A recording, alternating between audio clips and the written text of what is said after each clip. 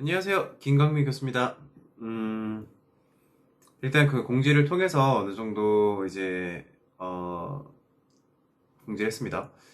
그게 뭐냐면, 여러분들이, 뭐 올리는 영상이랑, 그 다음에 여기 전산에서 있는 여러 가지, 뭐 오류도 있고, 그 여러 가지 것들 때문에 이때까지 제때 이걸 듣지 않았던 학생들은 일요일까지 일단 다 들으시기 바랍니다. 내일까지 미뤘던 거를 다 들으시게 되면 제가 수동으로 추석 체크를 다시 할 거예요. 근데 그때 이후에 만약에 듣지 못했다. 그래서 다시 그걸 듣고 싶다. 아니면 그걸 해달라. 이렇게 만약에 요청이 오면 일단 저는 이제 한번 기회는 드렸고 그 이후에는 인정을 하지 않겠습니다. 저번 시간에는 숙박이랑 등록을 했죠. 이제 등록 기억나시나요? 사전 등록 있고 현장 등록 있고 숙박도 뭐가 있죠?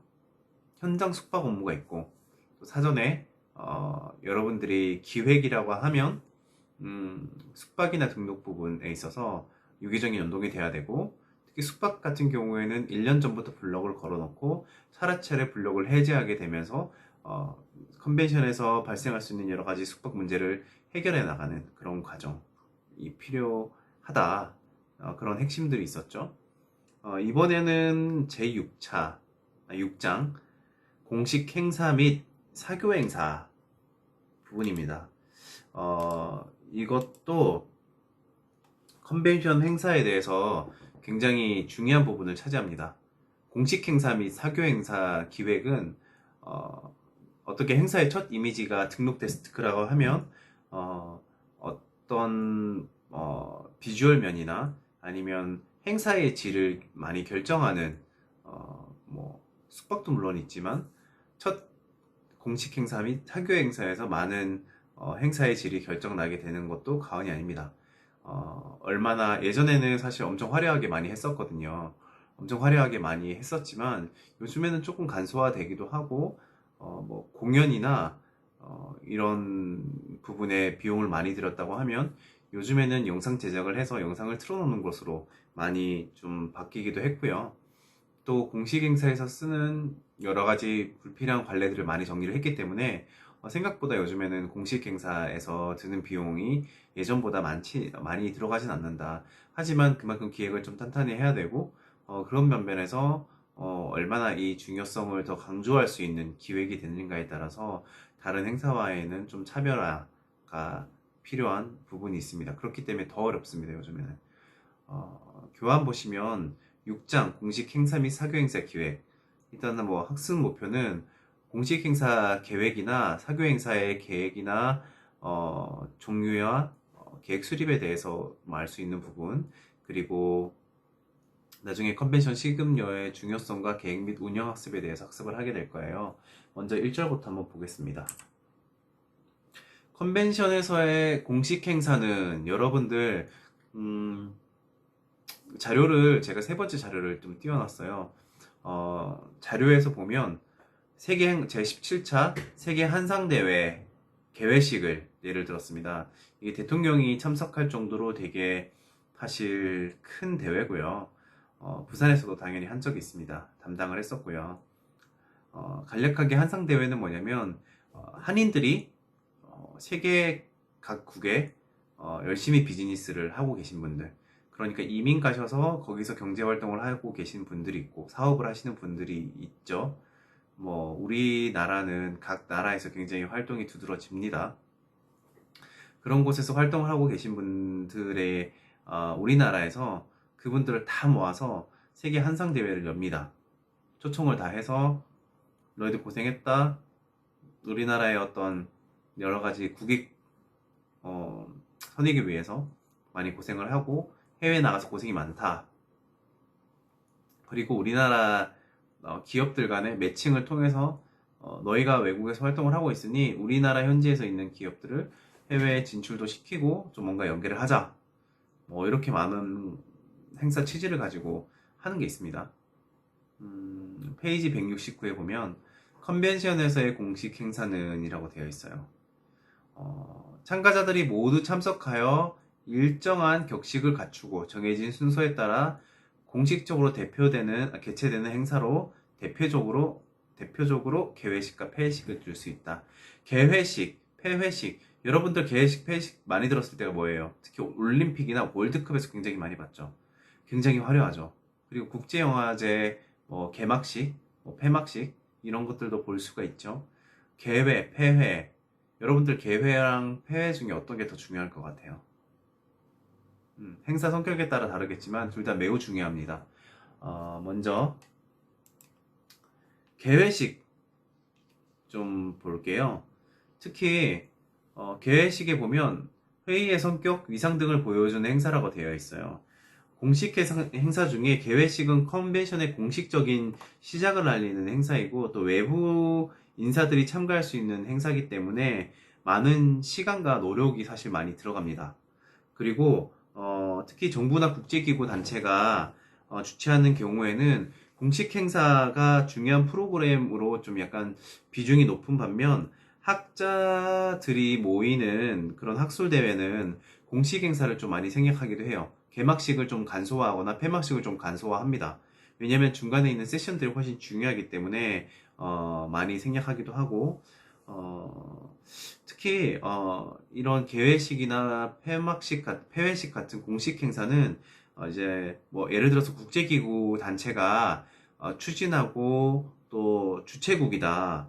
그러면 정해진 그 행사에 어떤 전통이 있어요. 예를 들어서 국제기구 UN 같은 경우에는 우리는 이걸 꼭 프로그램으로 집어넣어야 된다. 개막식하고 폐회식에 이건 중요한 우리가 바뀌지 않은 전통이기 때문에 이거는 꼭 넣었으면 좋겠어 라고 나중에 뭐 개최를 할 때 PCO한테 주문을 합니다. 그래서 그런 개최국과 개최 기관에서 의견을 반영해서 개최국의 특성에 맞게 변경되기도 하는 부분이 있죠. 아무튼 이런 걸 가지고 특히 개회식, 폐회식에 굉장히 신경을 많이 씁니다. 먼저 개회식 같은 경우에는 역시나 아까 전에 회의의 성격이나 위상 등을 보여주는 행사이기 때문에 주로 컨벤션 참가자뿐만이 아니라 언론인들을 참석을 많이 시킵니다. 언론인도 참석을 많이 시키고 또 언론인을 통해서 개막식이 굉장히 화려하고 외부 초청 인사 중에 VIP들을 초청하는 거기 때문에 이런 흔히 언론 플레이도 같이 하는 거죠. 우리 행사에는 이 정도 스케일로 하고 또 이 정도의 외부 인사들이 왔어. 언론인들은 너희는 우리의 취지를 보고 이런 행사의 어떤 격을 보고 위상 등을 보고 기사를 잘 써줘 라고 좀 언론의 관심이 집중되도록 많은 노력과 준비를 필요한 기획이 들어갑니다. 개회식은 일반적으로 첫날에 보통 개회식을 하지만 사실 경우에 따라서는 예를 들어서 공식 뭐 이런 행사가 8월 1, 2, 3, 4일이라고 하면 4일 동안 개최되는 거라고 하면 사실 그 전날에 일찍 들어온 사람들을 위해서 7월 31일 날 하기도 합니다. 공식 행사는 8월 1일부터지만 그 전날인 7월 31일부터 이런 개회식 겸 흔히 말하는 행사를 치르기도 하고요. 또 특히 이런 개회식 같은 경우에는 여러 프로그램이 있지만 중요한 것들은 꼭 들어가야 되는 것들이 있어요. 그게 뭐 크게는 어떤 것들이냐면 프로그램 중에는 외부 인사 그리고 내부 인사의 어떤 감사 인사 또 뭐 초청 인사의 축사 그 다음에 뭐 공식 행사 프로그램에 대한 여러 가지 설명 그리고 무대에서 공연 그리고 식사까지 같이 한다면 F&B 어떤 만찬 이런 것들이 뭐 기타 등등이 들어가거든요. 이게 가장 기본적인 거고 세세한 것들은 나중에 할 거지만 그렇기 때문에 참가 규모에 따라서 몇 명이 참가하는 개회식인가에 따라서 개회식 장소 특히 그랜드 볼룸 몇 명이 들어갈 건지 그리고 사람만 꽉 채우면 되는 것이 아니라 그 사람들이 식사를 해야 되잖아요. 그죠? 그리고 기자재들, 촬영 장비, 그리고 스피커, 기타 뭐 자재들을 놓을 수 있는 그런 여러 가지 창구들을 열어놔야 됩니다. 창구들을 열어놓고 거기에 설치할 수 있도록 하기 위해서 얼만큼의 몇 명이 들어갈 정도, 그리고 테이블이 원탁 테이블인가 아니면 클래스식인가 뭐 이런 것도 구분해가지고 굉장히 동선에 맞게끔 행사장 크기나 이런 부분을 사전에 알고 기획을 하여야 됩니다. 특히 스크린이나 빔 프로젝트, 그리고 요즘은 디지털 뭐 미디어 파사드 뭐 여러 가지 시청각실과 조명 시설이 완비된 곳에 보통 개회식이나 폐회식을 많이 합니다. 특히 개회식도 마찬가지고요. 그렇기 때문에 환영하는 자리이기 위해서 사실 처음에 극진하게 환영을 합니다. 네. 보통 예전에는 굉장히 비용을 많이 썼죠, 여기에. 근데 그게 조금 과하다고 싶어서 많이 줄였지만 아직도 우리나라는 조금 과합니다. 그렇게 개회식을 해서 오프닝 세러머니를 합니다. 음, 뭐 행사 이 자료를 보시면 아시겠지만 먼저 뭐 이거는 의전 순서대로 하는 것도 많고 주최장과 아니면 초청가에 따라서 순서가 조금 달라지기도 합니다. 이 관계는 각 대회마다, 그리고 컨벤션 국제기구냐 아니면 정부 간 회의냐 아니면 그냥 학회냐 포럼이냐 이 여러 가지 것들에 따라서 각자 다 다르거든요.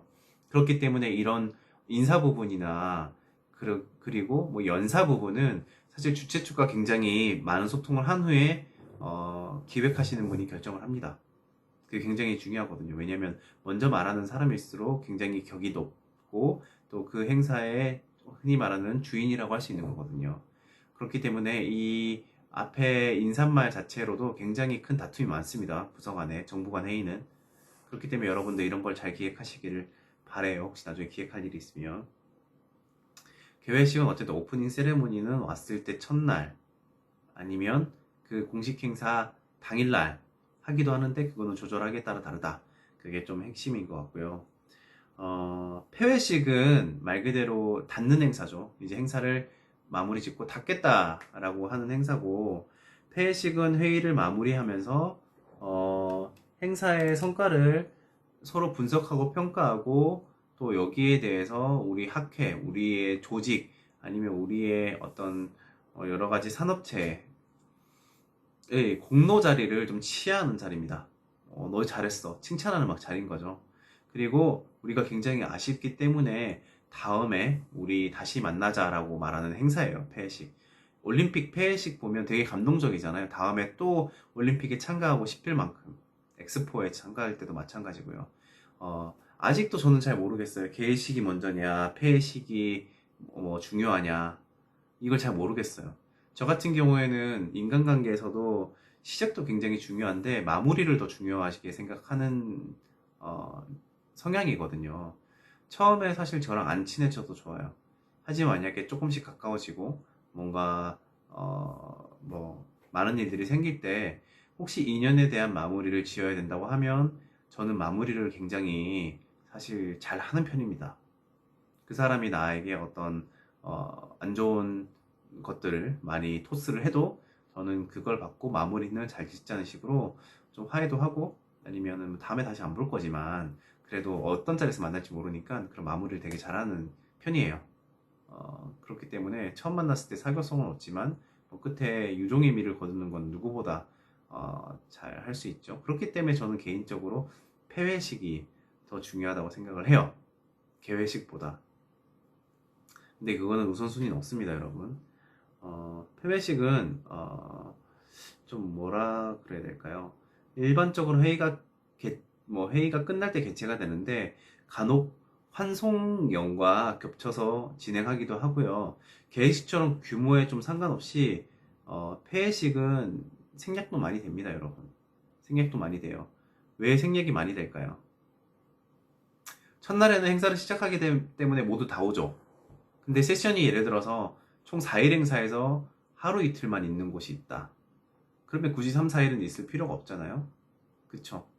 그리고 그 폐회식 참석하는 것보다 사실 뭐 조기의 성과나 적절한 성과를 얻었으면 뭐 나중에 인스펙션 투어를 간다든지 아니면은 뭐 다른 시도로 빠져서 관광을 한다든지 뭐 여러 가지 것들이 더 유용하다고 생각하기 때문에 폐회식은 사실 규모나 이런 부분도 굉장히 축소가 되기 때문에 생략을 하는 경우도 굉장히 많습니다. 어차피 인사를 못하기 때문에. 그렇기 때문에 개최 행사와는 달리 폐회식은 생략되는 경우도 있다. 참고를 하시고요. 그 다음에는 공식 행사 진행 업무 프로세스에 대해서 한번 설명을 하겠습니다. 페이지 171입니다. PPT 자료. 큰 프로세스는 이렇게 진행이 됩니다. VIP 및 외부 초청, 그다음에 프로그램 계획 및 진행, 행사장 세팅, 리허설, 이런 프로세스가 있어요. 여기서 밑에 보면 초청자를 먼저 리스트업을 합니다. 데이터베이스 작업을 하는 거죠. 그 다음에 초청자는 사실 리스트업을 많이 하는 게 나아요. 왜냐면 행사의 스케줄에 따라서 안 되는 사람들도 많기 때문에 꼭 이 사람 아니면 안 돼가 아니라 이 사람 말고도 참석할 수 있는 사람들을 항상 많이 만들어 놓은 리스트업을 해야 됩니다. 그런 다음에 디브 작업을 해야 되고요. 그 다음에 초청 인사를 구분을 합니다. 이 초청 인사는 뭐 특히 VIP 중에서도 앞에 개회식 때 말할 연사가 될 건지, 아니면 축사를 한 사람인지, 아니면 공식 행사에서 뭐 같이 포토월에서 기념 촬영을 할 때 보드 멤버 중에 한 명인지, 이런 것들을 사실 다 나눕니다. 이런 구분을 해서 실제로 RSVP가 다 따로 나갑니다. 외부 초청자는 그렇게 RSVP가 따로 나가요. 그 다음에 RSVP를 진행을 해서 참가 의사를 좀 물어보고, 그 다음에 RSVP를 리턴을 받겠죠. 뭐 참가자는 VIP 누구, VIP 누구 이런 식으로 받은 다음에 다시 리스트업을, 초청자 리스트업을 확정이면 확정, 보류면 보류, 대기면 대기, 뭐 이런 식으로 RSVP를 분류를 해서 보관해 놓습니다. 그런 다음에 대충 어떤 분들이 참석할지 알게 되면 공식 행사에서 VIP 의전 계획을 세웁니다. 예를 들어서 이 VIP들이 어떤 자리에 앉을 건지, 공식 행사에서 뭐 원타겟 중에서 헤드 테이블에 앉을 건지, 아니면 이 사람 서브 테이블에 앉을 건지, 아니면 몇 앞열의 VVIP 좌석에 앉을 건지, 그런 것들을 이제 구분하는 의전 계획을 세우게 됩니다. 또 작은 세세한 거 하나까지는, 예를 들어서 뭐 영산대에서 오신 김광민 교수께서 초청 인사 하겠습니다, 이렇게 했다. 그러면 호명이 되고, 근데 내가 한 맨 앞에서 5절 정도 뒤에 제 자리를 만든 거예요. 예를 들어서 기획사가. 그러면 난 뒷줄에서 사람들을 다 뚫고 그 앞을까지 가야 되잖아요, 동선이. 그건 안 맞다는 거지. 쉽게 생각하면 그거예요.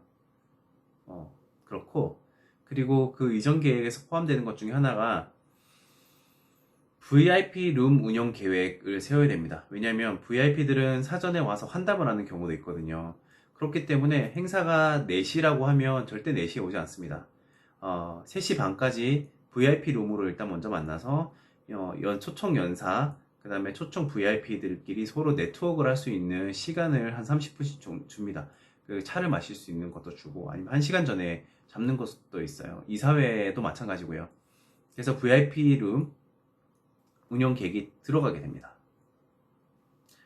이런 것들이 좀 외부 초청, VIP 및 외부 초청 계획을 세우고 나면 프로그램 계획 및 진행을 어떻게 해야 될 건지에 대해서 좀 봅니다. 예를 들어서 오프닝 행사를 볼게요. 먼저 식순을 결정을 하겠죠. 어떤 분 인사, 어떤 분 인사. 다음은 공연입니다. 다음은 성과 보고입니다. 우리 학회에 어떤 성과를 올렸는지에 대한 성과 보고입니다. 그리고 등등 하겠죠. 식순별 담당자도 따로 있어요. 예를 들어서 모든 사회를 아나운서가 볼 수도 있지만 식순별 담당자가 따로 있어서, 예를 들어서 그 담당자가 어떤 발표를 할 거다, 어떤 중요한 내용을 발표를 할 것이다, 그것도 되게 중요하겠죠. 그런 사람은 담당자를 직접 해야 됩니다. 예를 들어서 담당자가 없게 되면 어떻게 되냐면, 자기가 어떤 거를 축사나 연설물이나 아니면 설명회에서 어떤 걸 설명을 해야 되는데 자기가 담당이 아니니까 프레젠테이션을 어떻게 넘겨야 되는지, 영상을 언제 틀어야 되는지 모르잖아요. 그렇기 때문에 거기에 있는 담당자를 주고 긴밀히 원활하게 협의를 해서 그때 세션에 뭐 내가 원하는 대로 PT를 틀거나 영상을 틀 수 있는 이런 것들을 결정하게 됩니다. 그렇게 해서 행사가 어떻게 진행할 건지에 대한 시나리오를 작성을 하고 또 연설을 하실 수 있도록 연설문을 작성을 합니다. 사실 이런 것도 기획에서 짜주기도 하지만 사실은 VVIP들은 그 연설문이나 행사문을 다 짜주시는 분이 있어요. 기획 다 써주시는 분이 있기 때문에 굳이 저희가 쓰진 않습니다. 그리고 프로그램에서 공연 여부를 결정을 합니다. 행사의 격에 맞게 공연을 준비할 수 있겠죠. 예를 들어서 정부간 회의에서 굉장히 엄중한 자리다. 근데 갑자기 락 공연단이 와서 막 하는 거야. 그리고 외국인들이 다 모인 자리에서 한국인 공연을 하는 거야. 한국말로 무슨 공연을 하는데 단 하나도 전해지지 않아. 뭐 이런 공연 하나부터 공연단 섭외 이런 것도 굉장히 면밀한 어떤 기획이 들어가야 됩니다, 여러분. 그렇게 되고 나면 그 다음은 뭐냐면 행사장 세팅이 있어요. 처음에도 얘기를 했듯이 무대, 그 어떤 행사를 할 수 있는 큰 이제 컨벤션 센터 빈 곳에 무대를 올려놓는 거예요. 좀 낮게, 요즘에 낮게 올리는 게 추세라서 옛날처럼 높게 올리지 않아요. 낮게 올려서 그 무대에 대해 음량 장비, 그리고 프레젠테이션, 그리고 기타, 여러 가지 뭐 상장을 전달할 수 있거나 뭐 할 수 있는 그런 뭐 도구들, 이런 것들이 필요하게 된 거죠. 그래서 무대, 청중석에 자체를 배치하고 그 다음에 필요 기자재 부분을 준비합니다. 필요 기자재는 또 뭐가 있을까요? 뭐 시청각도 있을 것이고 아니면 통역 장비도 있을 거예요. 그 외에 음향, 조명, 또 사인물이 있을 거죠. 사인물. 예를 들어서 이런 행사장에 일반석들이 이렇게 있잖아요. 근데 자기가 어디 앉을지 모르잖아. 그렇기 때문에 사인물들이 이렇게 테이블 위에 있을 수도 있겠죠. 그냥 부산팀은 여기에요. 서울팀은 여기에요. 아니면 이 사진들은 여기에요. 아니면 실무자들은 여기에요. 이렇게 돼서 이 사인물들이 나와 있어야 되고, 그리고 백드롭이라고 해서 현수막이나 여러 가지 백드롭에서 그 행사의 성격을 나타내 줄 수 있는 사인물들이 엄청 인쇄물들이 필요한 거죠. 그런 거 있고, 그 다음에 회의를 하거나 행사를 할 때 목이 마를 수도 있잖아요. 그 위에 뭐 물품 중에 물이 있는지 아니면 그 사람을 확인할 수 있는 이름표가 이렇게 테이블 위에 올려져 있든지. 근데 이게 은근 무시를 할 수가 없는 게 자신의 자리에 자기 이름이 나와 있는 걸 이렇게 보잖아요. 굉장히 뿌듯합니다. 내가 거기 마치 되게 VIP가 된 것 같고 소속감이 든 것 같은 느낌을 주거든요. 그렇기 때문에 이런 물품이나 명패 뭐 이런 것들은 굉장히 중요한 어떤 세팅 중에 하나로 여겨집니다, 여러분. 그리고 리허설을 하겠죠. 이제 다음은 리허설인데 리허설에서 굉장히 중요한 건 이 체크리스트를 만들어야 됩니다. 저번 시간에도 체크리스트에 대한 거 설명을 드렸거든요. 이 행사 프로세스에 대한 모든 요소들을 다 집어넣은 체크리스트를 만드는 거예요. 무대, 뭐 장치, 조명, 연사, 초청자, 아니면 뭐 케이터링, 뭐 음향 장비, 아니면 뭐 운영 인력, 뭐 사회자, 뭐 이런 거 등등 정말 많은 거를 체크리스트를 가지고 행사 전날 혹은 당일 진행에 필요한 여러 가지 체크를 한 다음에 이대로 똑같은 순서대로 해보는 거예요, 리허설은. 테크니컬 리허설은 많은 부분이 연사들은 뭐 없잖아요. 연사들은 안 왔으니까 테크니컬 뭐 리허설 같은 경우는 있다는 가정하에 일단 시간도 한번 적어보는 거예요. 재보고 그리고 이걸 통해서 종합적인 어떤 리허설이 이루어지게 되는 거죠. 그래서 그 이후에는 모든 스태프의 최종 점검을 통해서 다시 한번 빠진 게 없는지 수정하고 체크리스트를 적게 되는 겁니다. 그래서 이런 공식 행사 진행 업무 프로세스는 크게 달라지지 않습니다. 먼저 VIP 초청 계획을 세우고 그 다음에 초청을 실제로 합니다. 그런 다음에 프로그램을 계획하고 진행하고 어떻게 해야 될지에 대한 것들을 좀 짜봅니다. 뭐 식순 결정이라든지 연설문 작성 이런 것들로 그게 되고 나면 행사장 세팅을 하는 거죠. 미리 어떤 게 필요한 건지를 꼼꼼히 챙겨보는 거예요. 실질적으로 공연이 공연도 마찬가지고 엄청 젊은 친구들이 왔는데